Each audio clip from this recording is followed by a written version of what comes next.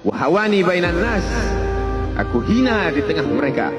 Kalau dulu aku ada tempat bergantung, ada tempat bersandar, ada tempat mengadu, hari ini hanya engkau saja ya Allah.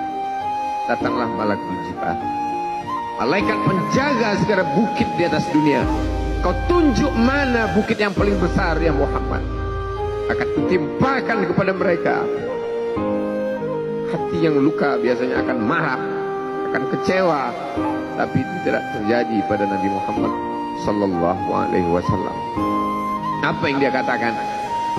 Asallahu an yukhrij min aslabihim man ya'budullaha wa la yusyrika bihi syai'a. Ya Allah, keluarkan dari tulang sulbi mereka, keluarkan anak cucu mereka yang akan menyembah Engkau. Tidak ada satupun yang akan mempersekutukan Engkau di atas muka bumi ini. Doanya dikabulkan, hatinya susah, pikirannya kacau, tapi lidahnya tidak berkata-kata kasar. Dia doakan agar anak cucu mereka menyembah Allah.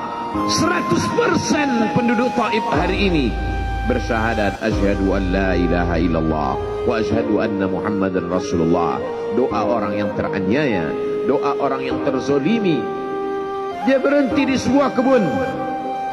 Ada seorang yang bukan terpandang membawakan beberapa ranting anggur sebagai pelipur lara, penghilang haus, pelepas dahaganya. Ketika anggur itu akan masuk ke mulutnya, dia berkata Bismillahirrahmanirrahim, atas nama Allah. Maka hamba sahaya miskin, susah, melarat, perantau yang tak punya apa-apa itu heran. Apa yang kau ucapkan? Bismillah. Kau sebut nama Allah ya.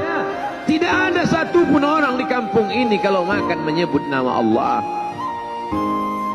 Siapa engkau? Aku Nabi yang diutus Allah Subhanahu wa ta'ala. Berarti engkau sama dengan orang yang dulu pernah berada di kampungku. Engkau dari mana? Aku dari Ninawi. Ninawi ya. Di sana ada saudaraku, kata Nabi Muhammad SAW. Di sana ada saudaraku, namanya Yunus bin Matta.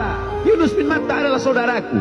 Sama-sama hamba yang diutus Allah Subhanahu wa ta'ala. Dia juga diingkari oleh kaumnya.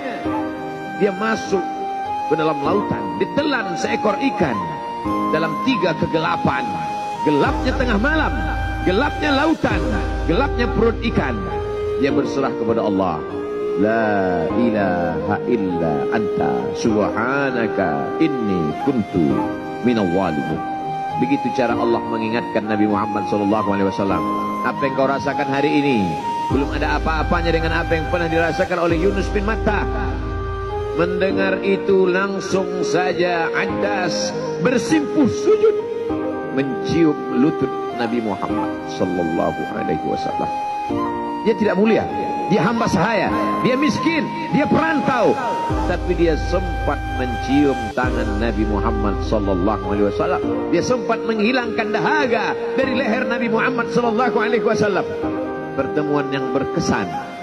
Biarlah pertemuan itu sekali, tapi sampai ke lubuk hati.